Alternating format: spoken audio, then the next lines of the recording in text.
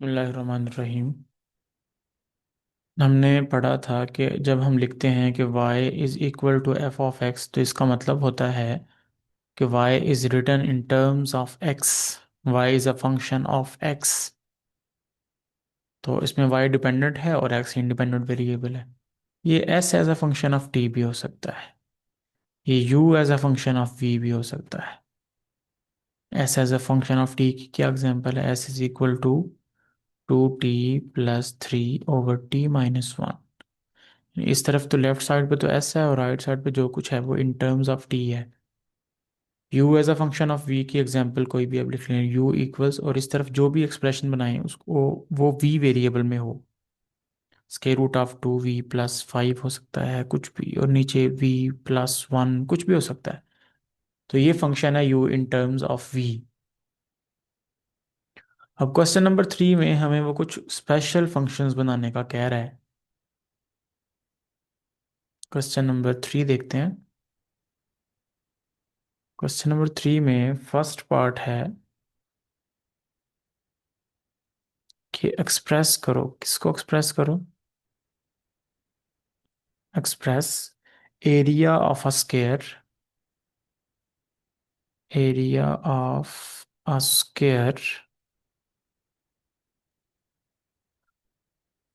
As a function of its perimeter, as a function of its perimeter.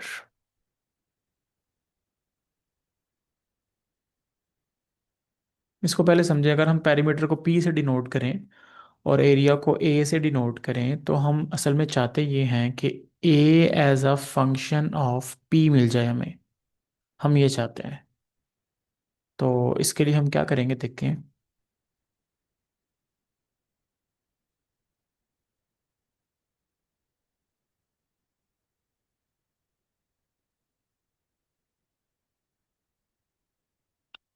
बल्कि यहाँ पे ए part ही है हमारे पास। हम यहाँ लिख लेंगे suppose a square whose each side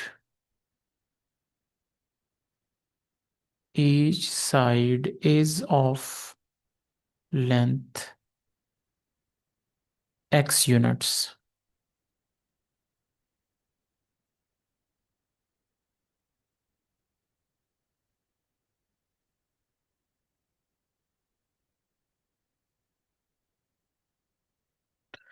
ये हमने यहाँ पे एक स्क्वायर बना लिया जिसकी लेंथ भी x यूनिट है और विड्थ भी x यूनिट है। तो इसका एरिया क्या होगा? देन एरिया ए किसके इक्वल होगा? Length into width, x into x. तो ए की वैल्यू हमारे पास आ जाएगी एक्स स्क्वायर, एरिया आ जाएगा एक्स स्क्वायर। इसको आपने 1 का नाम दे देना। और उसके बाद पेरीमीटर, पेरीमीटर ऑफ स्क्वायर की बात कर रहे हैं हम। पेरीमीटर को हम डिनोट कर लेते हैं पी के साथ। और पेरीमीटर का मतलब होता है लेंथ ऑफ बाउंड्री। तो अगर ये एक्स यूनिट्स हैं तो ये भी एक्स यूनिट है। तो अगर हम इसकी बाउंड्री कैलकुलेट करें तो x plus x plus x plus x, यानी 4 टाइम्स एक्स ऐड होगा, तो तब हमारे पास लेंथ ऑफ बाउंड्री आ जाएगी। तो P यहाँ पे हमारे पास आ जाएगा 4x। और अभी तक हमारे पास A in terms of x है और P in terms of x है, और हम चाहते हैं A in terms of P।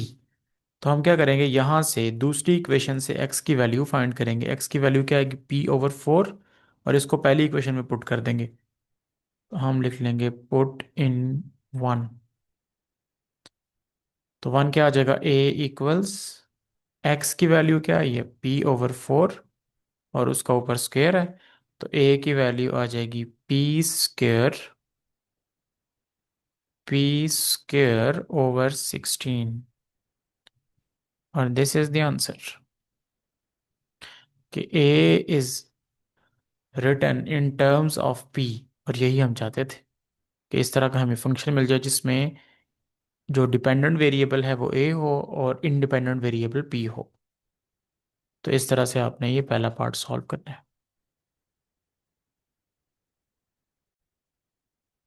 अच्छा, इसका सेकंड पार्ट देखें। इसी क्वेश्चन नंबर 3 का हमारे पास बी पार्ट है कि हम एक्सप्रेस करना चाहते हैं circumference, express circumference of a circle as a function of its area. हम ये चाहते हैं कि सरकमफेरेंस को as a function of area describe कर दें, इन टर्म्स ऑफ ए लिखते हैं सी को। तो यहाँ पे आप क्वेश्चन लिख लेंगे और जब हम इसको सॉल्व करेंगे तो हम यहाँ लिखेंगे suppose a circle whose radius is r units। Circle को ड्रॉ करने के लिए सबसे जो इम्पोर्टेंट चीज़ है वो है रेडियस। अगर हम किसी स्पेसिफिक लोकेशन पे उसको ड्रॉ नहीं करना चाहते, बल्कि कहीं भी इसको बनाना चाहते हैं, तो उसका अगर हमें रेडियस पता होगा तो हम उसको ड्रॉ कर सकेंगे। तो हमने एक सर्कल ले लिया जिसका जो रेडियस है वो r यूनिट्स है।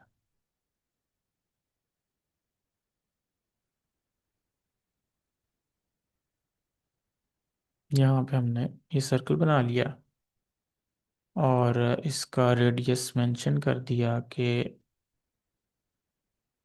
अगर हम इसके डायमीटर को हाफ करें तो ये जो इसका रेडियस है वो r यूनिट्स है। Then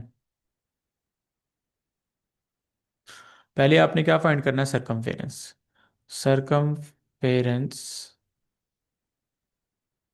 circumference of circle, of the circle, जिस सर्कल की हम बात कर रहे हैं उसका सरकमफेरेंस। सरकमफेरेंस ऑफ सर्कल का मतलब होता है बाउंड्री ऑफ सर्कल, यानी लेंथ ऑफ बाउंड्री। इसका मतलब ही लेंथ ऑफ बाउंड्री है। सरकमफेरेंस एक स्पेसिफिक वर्ड है सर्कल के लिए, मतलब इसका भी लेंथ ऑफ बाउंड्री है। पेरीमीटर यूज होता है जो हमारे पास दूसरी शेप्स हैं, स्क्वायर हो गया, रेक्टेंगल हो गया और ट्रेपीजियम हो गया, बहुत सारी शेप्स हो रहे हैं। इनके लिए हम जो लेंथ ऑफ बाउंड्री को पेरीमीटर से डिनोट करेंगे। और पेरीमीटर को ही अगर हमने सर्कल के अंदर बताना हो तो उसको हम सरकमफेरेंस से यूज करते हैं, सी से। और ये इक्वल होता है 2 pi r, where r is the radius of circle. अच्छा, अब यहाँ पे हमारे पास सरकमफेरेंस ऑफ सर्कल आ गया। उसके बाद एरिया ऑफ सर्कल।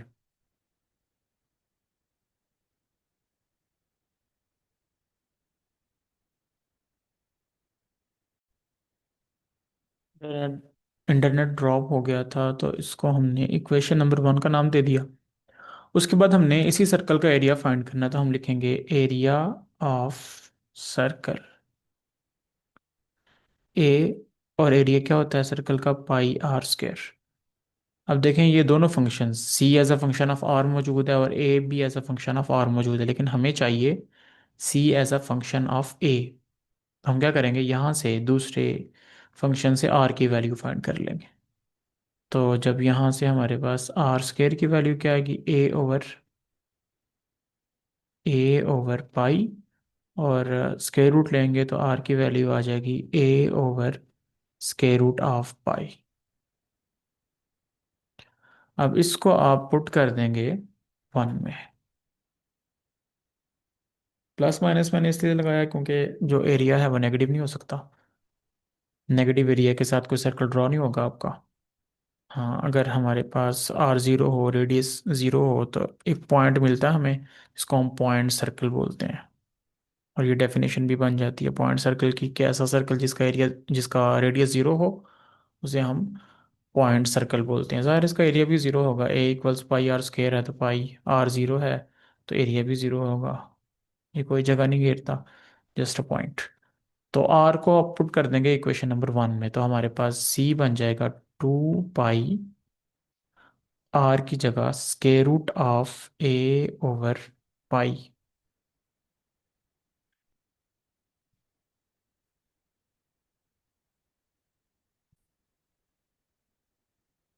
तो हम इसको लिख सकते हैं c इक्वल्स टू, ये जो पाई है इसको आप स्क्वायर रूट के अंदर ले जाएं तो ये जाके पाई स्क्वायर बन जाएगा, a पाई स्क्वायर ओवर पाई। तो ज़ाहिर पाई स्क्वायर का स्क्वायर रूट करेंगे तो बाहर दोबारा पाई आ जाएगा, तो हम इसको अंदर ले गए। तो पाई पाई स्क्वायर से कैंसिल, तो c की वैल्यू हमारे पास आई 2 square root of pi a, and this is the answer. c is written in terms of a। तो यही हम चाहते थे कि c as a function of a मिल जाए, जो मिल गया हमें इस क्वेश्चन के अंदर। अच्छा, इसके बाद थर्ड पार्ट है इसका।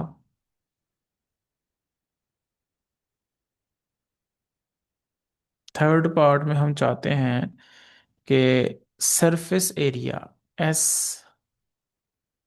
Of a cube as a function of its volume ये मिल जाए हमें। अब देखें क्यूब जो है ये कैसे बनता है।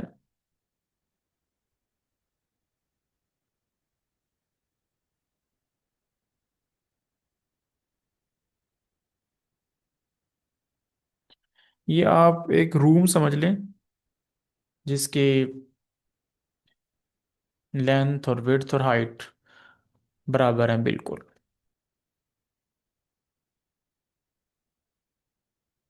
तो अगर इसको हम ज्वाइन कर दें तो ये आपको नज़र आ रहा होगा कि ये हमारे पास एक ऐसा बॉक्स है जिसकी लेंथ विड्थ और हाइट बराबर है। एक्स इसकी लेंथ रख लेते हैं, विड्थ इसकी एक्स है और हाइट भी इसकी एक्स है। तो ऐसा जो रूम होगा इसे हम बोलेंगे ये क्यूब है। बॉक्स हो सकता है, छोटे से छोटा भी हो सकता है, बड़े से बड़ा भी हो सकता है। अच्छा, अब इसमें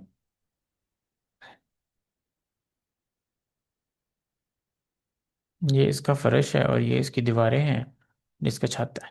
सरफेस एरिया का क्या मतलब है और वॉल्यूम का क्या मतलब। वॉल्यूम का मतलब है कि उसमें कितनी कैपेसिटी है किसी चीज़ को कैरी करने की, और सरफेस एरिया का मतलब है इसको जो दीवारें हैं इनका एरिया कितना है। अगर आप इसको देखें तो इसकी टोटल 6 दीवारें बनती हैं इस कमरे की। टोटल मतलब 6 साइड्स बनती हैं, 4 दीवारें होंगी। एक ये दीवार, एक फ्रंट वाली, एक पीछे वाली और एक लेफ्ट वाली। तो ये 4 दीवारें होंगी और एक फर्श और एक इसका छत। तो ये टोटल इसकी 6 साइड्स हैं और हर साइड एक स्क्वायर है। देखो ये हमारे पास एक साइड है जिसकी लेंथ एक्स है और विड्थ भी एक्स है, और ये जो फर्श है ये भी एक स्क्वायर है जिसकी लेंथ और विड्थ एक्स है। तो ये 6 स्क्वायर से मिलके क्यूब बनता है। और सरफेस एरिया का मतलब है कि इन सारे जो स्क्वायर्स हैं इनका एरियाज को सम कर दो। तो जाहिर है ये जो हमारे पास जो राइट वाली दीवार है इसका एरिया होगा एक्स स्क्वायर, लेफ्ट वाली दीवार का भी एरिया होगा एक्स स्क्वायर, छत का भी एरिया होगा एक्स स्क्वायर, फर्श का भी एरिया होगा एक्स स्क्वायर। तो 6 दीवारों का एरिया सबका एक्स स्क्वायर है। तो हमारे पास आ जाएगा x square plus x square 6 times. तो ये बन जाएगा 6x स्क्वायर। तो अगर हमारे पास कोई ऐसा क्यूब हो जिसकी लेंथ और विड्थ और हाइट एक्स यूनिट्स है तो उसका सरफेस एरिया होगा 6x स्क्वायर। तो हम यहाँ लिखेंगे सपोज, यहाँ क्वेश्चन आप लिख लें और इसके बाद जब सॉल्यूशन लिखेंगे तो आप लिखेंगे सपोज क्यूब होज ईच एज, इसे हम एज बोल लेंगे। किसी भी पॉइंट पे खड़े होकर यहाँ पे 3 लाइनें हमें नजर आ रही हैं जाती हुई। एक उसकी हाइट है, एक उसकी विड्थ है, एक उसकी लेंथ है। Whose each as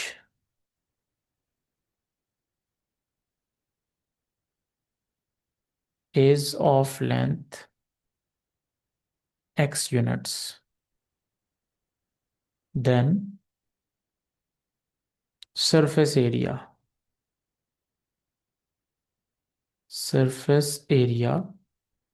of cube, उसको हम डिनोट करेंगे एस से, और वो किसके इक्वल होगा 6x स्क्वायर के। This is number 1। और उसके बाद वॉल्यूम,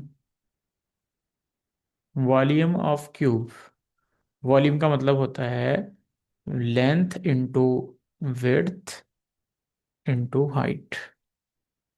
इस तरह से हम इसको कैलकुलेट करते हैं तो ये हमारे पास आएगा v is equal to X cube. और यहाँ से आप x की वैल्यू फाइंड करें। x की वैल्यू कैसे फाइंड करेंगे, क्यूब रूट लें दोनों तरफ, तो यहाँ हमारे पास आएगा वी की पावर 1/3 इक्वल्स एक्स क्यूब की पावर 1/3। ये कटने के बाद एक्स की वैल्यू आ जाएगी वी की पावर 1/3। इसको आप पुट कर देंगे इक्वेशन नंबर 1 में, तो आपके पास मिल जाएगा एस इक्वल्स 6, और एस इक्वल्स 6, एक्स की वैल्यू हमारे पास है वी की पावर 1/3 और इसके ऊपर स्क्वायर, तो एस आ जाएगा 6 v की power 2/3। This is the function in which s is written in terms of v, और यही हमने फाइंड करना था, तो ये इस क्वेश्चन का आंसर होगा। अच्छा, उसके बाद हम आते हैं क्वेश्चन नंबर 5 पे और फिर 6 पे, और फिर इस लेक्चर को वाइंड अप करते हैं।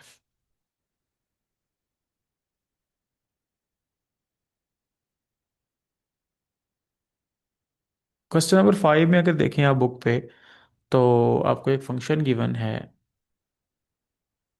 Given function is f of x equals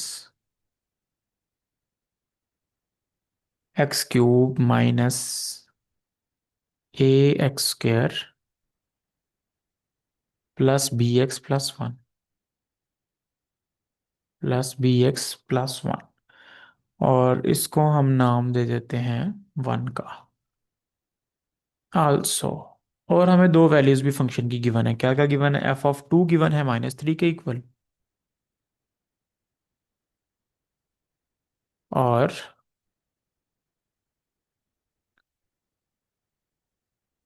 f(-1) given है 0 के इक्वल। ये दो वैल्यूज भी गिवन।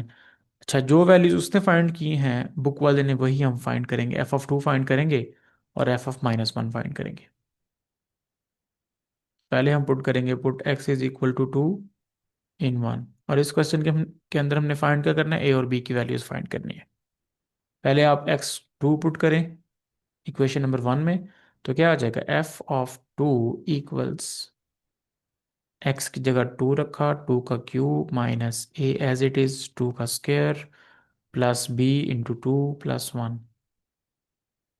f(2) आपके पास आ गया 8 माइनस 2 का square 4a plus 2b plus 1। अच्छा, f(2) की वैल्यू गिवन है हमें, क्या गिवन है? -3, तो हम लिखेंगे एज f(2) इक्वल्स -3। सो तो इस f(2) की जगह हम रख लेंगे -3 equals 8 plus 1 9 minus 4a plus 2b। अच्छा, -4a प्लस 2b को आप लेफ्ट साइड पे ले आए तो ये बन जाएगा 4a माइनस 2b इक्वल्स 9, और -3 राइट साइड पे आगे +3 हो गया। 2 कॉमन ले लें तो यहाँ रह जाएगा 2a माइनस बी इक्वल्स 12। तो 2a माइनस बी की वैल्यू यहाँ से आ जाएगी 6। This is equation number 2। इसको इक्वेशन नंबर 2 का नाम दे दें। उसके बाद अपने फंक्शन में -1 पुट करें, क्योंकि बुक वाले ने -1 पुट करके 0 वैल्यू फाइंड की हुई है, तो हम भी -1 पुट करते हैं। तो हम लिखेंगे put x is equal to -1 in 1, तो यहाँ से हमारे पास आएगा f(-1) इज इक्वल टू -1 का cube minus a into x की जगह -1 का square plus b into -1 plus 1। f(-1) equals -1 का क्यूब -1 आ जाएगा, -a और -1 का square 1 plus b into -1 plus 1। तो +1 -1 से कैंसिल हो गया, लेकिन हम लिखेंगे कि f(-1) की वैल्यू गिवन है क्वेश्चन के अंदर, कितनी गिवन है? 0। सो f(-1) की जगह हम 0 लिख देंगे। 0 equals -a minus B, -a into 1 -a plus b into -1 -b, -a -b। तो अगर हम -a -b को लेफ्ट साइड पे ले आए तो ये आ जाएगा a plus B equal 0। This is equation number 3। अब इन इक्वेशंस को हमने सॉल्व करना है, इक्वेशन नंबर 2 को और 3 को, और a और b की वैल्यू फाइंड करनी है। तो हम क्या करेंगे? इक्वेशन नंबर 2 में इक्वेशन नंबर 3 को ऐड कर देंगे। तो यहाँ से हमारे पास आएगा 2a - b = 6, और दूसरी इक्वेशन जो आई है a + b = 0। ऐड किया तो -b + b से cancel, 2a + a 3a = 6 + 0 6। a की वैल्यू यहाँ से क्या है कि 6/3, ये 3 तरह के डिवाइड होगा तो a की वैल्यू 2 आ जाएगी। इसको आप इन दोनों में से इक्वेशन 3 और इक्वेशन 2 में से किसी एक में पुट कर लें। तो इसको हम पुट कर लेते हैं, फ़र्ज़ करें 3 में। तो हमारे पास आएगा 2 + b = 0। ए की जगह हमने 2 रखा, 2 + b = 0। तो b की वैल्यू यहाँ से क्या आ गई -2। तो इस तरह से आप a और b की वैल्यूज़ फाइंड कर सकते हैं इस क्वेश्चन के अंदर। अच्छा, उसके बाद हमारे पास क्वेश्चन नंबर 6 है। पहले क्वेश्चन समझ लें। क्वेश्चन ये कहता है कि अगर हमारे पास कोई इस तरह से फर्ज करें, एक स्टैंड है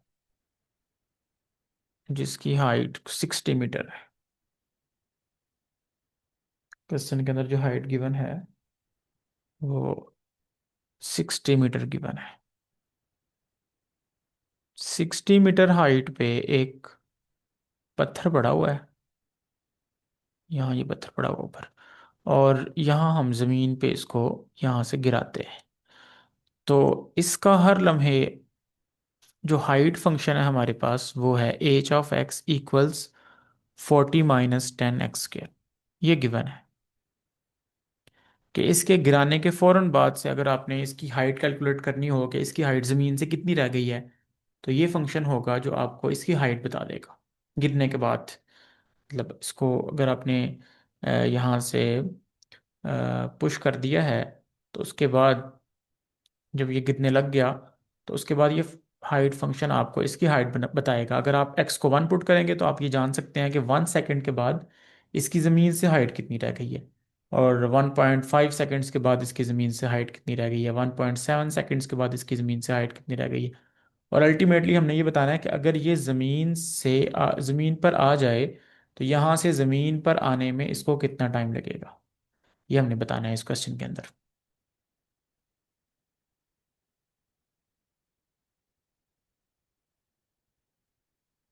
हम देखते हैं इसको करते हैं कैसे हैं। क्वेश्चन नंबर 6 में हमें जो हाइट फंक्शन गिवन है वो क्या है।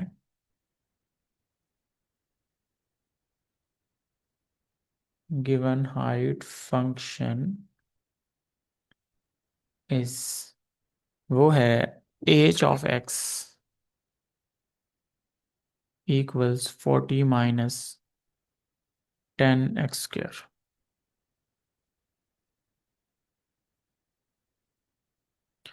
और यहाँ से हम छोटी सी एक फिगर भी बना देते हैं कि ये अर्थ है, ज़मीन के ऊपर ये पत्थर गिर रहा है, और इसका जो हाइट फंक्शन है वो है 40 - 10x²।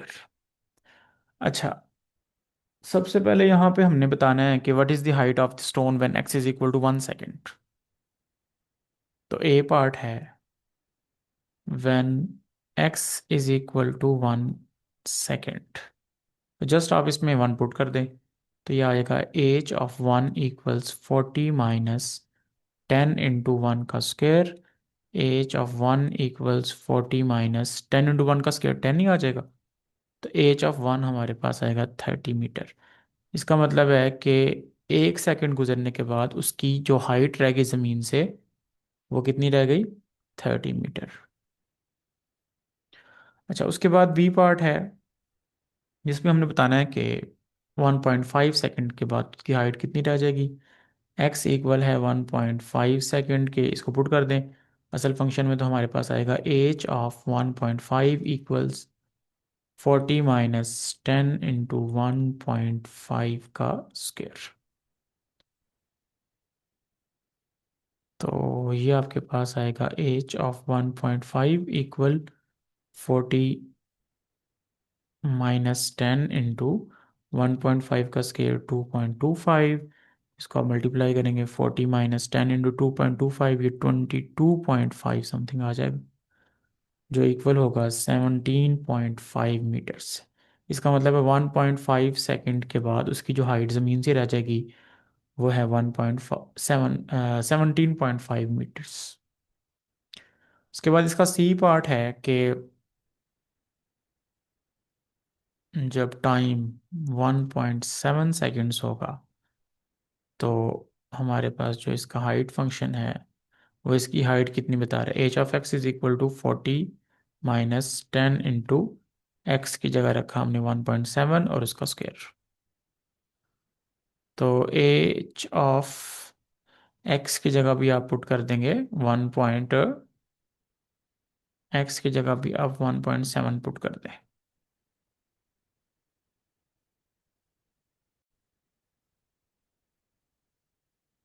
h(1.7)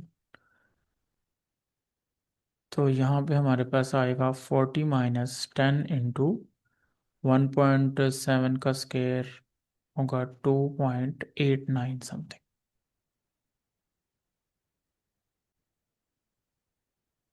तो h(1.7) क्या आ जाएगा, 40 - 10 को मल्टीप्लाई करेंगे तो 28.9। तो h(1.7) आ जाएगा 11.1 मीटर, यानी 1.7 सेकेंड्स के बाद उसकी हाइट जस्ट इतनी रह जाएगी। इसका जो सेकंड पार्ट है इस क्वेश्चन का, उसने ये पूछा है कि बताओ ये जो पत्थर है ये ज़मीन से कब टकराएगा आगे। ज़ाहिर है जब ये पत्थर ज़मीन से टकरा जाएगा, यहाँ आ जाएगा ये पत्थर, तो उस वक्त इससे इसकी जो ज़मीन से हाइट है वो 0 मीटर रह जाएगी, ज़ीरो रह जाएगी, बिल्कुल ख़त्म हो जाएगी हाइट। तो इस हाइट फंक्शन में इसको हम वन का नाम देके इस हाइट फंक्शन में हम h(x) को 0 पुट कर देंगे, तो वहाँ से जो x की वैल्यू आएगी, ज़ाहिर है x यहाँ पे टाइम को शो कर रहा है, तो हमें पता चल जाएगा कि कितने टाइम के बाद ये पत्थर ज़मीन से टकराएगा। तो हम लिखेंगे when the stone strikes the ground, strikes the ground, the height will be 0, height 0 होगी। सो फ्रॉम 1, तो जो इक्वेशन 1 है उसमें h(x) को हमने 0 पुट किया, 0 = 10 माइनस 40 -